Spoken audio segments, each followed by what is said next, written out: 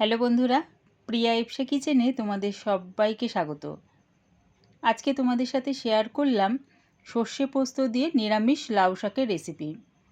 একবার আমার মতন করে বানিয়ে গরম ভাতের সাথে খেয়ে দেখো, দারুণ খেতে লাগে। যে কোনো নিরামিষ দিনে এটা বানিয়ে খেতে পারো। রেসিপিটা ভালো লাগলে প্লিজ আমার চ্যানেলটিকে লাইক ও শেয়ার করে দিও। তবে দেখে নাও আমি এটা কেমনভাবে তৈরি করি।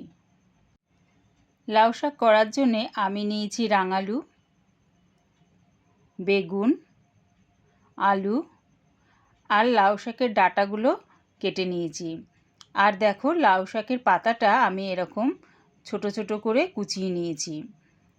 তোমরা তোমাদের ইচ্ছা মতন এখানে সবজি ব্যবহার করতে পারো। একটা পেস্ট বানিয়ে নেব। নিয়েছি 1 চামচ সাদা সর্ষে, 1.5 চামচ পোস্ত আর 4টে কাঁচা লঙ্কা। এটার একটা মিহি পেস্ট করে নেব। গ্যাসটাকে হাই ফ্লেমে রেখে একটা কড়া বসিয়ে দিয়ে তার মধ্যে দিয়ে দিলাম 2 চামচ সর্ষের তেল। তেলটা ভালো মতন গরম হয়ে গেলে দিয়ে দিলাম বিউলির ডালের বড়ি। বড়িগুলো দেখো লাল লাল করে ভেজে নেব। তোমরা চাইলে এখানে মটর ডালের বড়িও ব্যবহার করতে পারো। বড়িগুলো লাল করে ভাজা হয়ে গেছে, এবারে নামিয়ে নিলাম। ওই কড়ার মধ্যে আরও 2 চামচ তেল দিয়ে ফোড়নের জন্য দিলাম 2টো শুকনো লঙ্কা, 1/2 চামচ পাঁচফোড়ন। যখন দেখবে ফোড়নের থেকে সুন্দর একটা গন্ধ বেরোচ্ছে তখন দিয়ে দিলাম সব সবজিগুলো দিয়ে ভালো করে নাড়িয়ে চাড়িয়ে একটু লাল লাল করে ভেজে নেব। সবজিগুলো আমি 2 মিনিট ধরে ভেজে নিয়েছি। দেখো বেশ লাল লাল করে ভাজা হয়ে গেছে। এবারে এর মধ্যে দিয়ে দিলাম স্বাদ অনুযায়ী নুন আর 1/2 চামচ হলুদ গুঁড়ো। নুন আর হলুদটা দিয়ে সবজির সাথে ভালো করে মিশিয়ে নিলাম। এই সময় কিন্তু গ্যাসটাকে আমি মিডিয়ামে করে দিয়েছি। দেখো নুন হলুদটা দিয়ে ভালো করে মেশানো হয়ে গেছে। এবারে দিয়ে দিলাম পেস্টটা।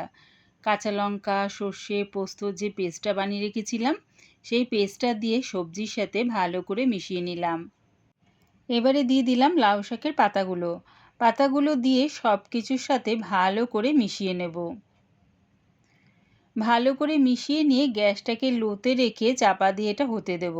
দিলাম একটু মশলা ধোয়ার জলটা। আর কিন্তু এর মধ্যে কোনো রকম জল ব্যবহার করব না। চাপা দিয়ে গ্যাসটাকে লোতে রেখে যদি এটা করা হয় দেখবে সবজি থেকে যে জলটা বেরোবে সেই জলেই কিন্তু পুরো রান্নাটা আমার হয়ে যাবে। দেখো সবজি থেকে কিন্তু বেশ খানিকটা জল বেরিয়েছে।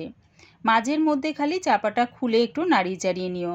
দিয়ে দিলাম বিউলির ডালের বড়িগুলো দিয়ে চাপা দিয়ে আর একটু এটা হতে দিলাম। কিছুক্ষণ পর চাপাটা খুলে আমি সব কিছু একসাথে মিশিয়ে নিলাম। এখনও দেখো এর মধ্যে কিন্তু বেশ একটু জলা জলা ভাব রয়েছে। দিয়ে দিচ্ছি 1/2 চামচ চিনি। যে কোনো নিরামিষ রান্নায় যদি একটু চিনি দেওয়া যায় স্বাদটা কিন্তু দ্বিগুণ মাত্রায় বেড়ে যায়। চিনিটা দিয়ে ভালো করে মিশিয়ে নিলাম। আবার এটা চাপা দিয়ে হতে দেব। দেখো আলুটা কিন্তু আর একটু সিদ্ধ হবে। আর জলটাও দেখো এখনও একটু রয়েছে, তাই চাপা দিয়ে এটা আরটু হতে দিলাম। কিছুক্ষণ পর চাপাটা খুলে দেখে নিচ্ছি। দেখো আর কিন্তু এর মধ্যে কোনো রকম জল নেই। একবার আমার মতন করে এরকম নিরামিষ লাউ শাকের রেসিপিটা বানিয়ে দেখো, দারুণ খেতে লাগে। রেডি হয়ে গেছে আমার সর্ষে পোস্ত দিয়ে নিরামিষ লাউ শাকের রেসিপি। আমার এই রেসিপিটা পুরো দেখার জন্যে প্রিয়া ইপসা কিচেনের থেকে তোমাদের সবাইকে অনেক ভালোবাসা রইল। সর্ষে পোস্ত দিয়ে নিরামিষ লাউ শাকের রেসিপিটা ভালো লাগলে প্লিজ আমার চ্যানেলটিকে সাবস্ক্রাইব করে দিও।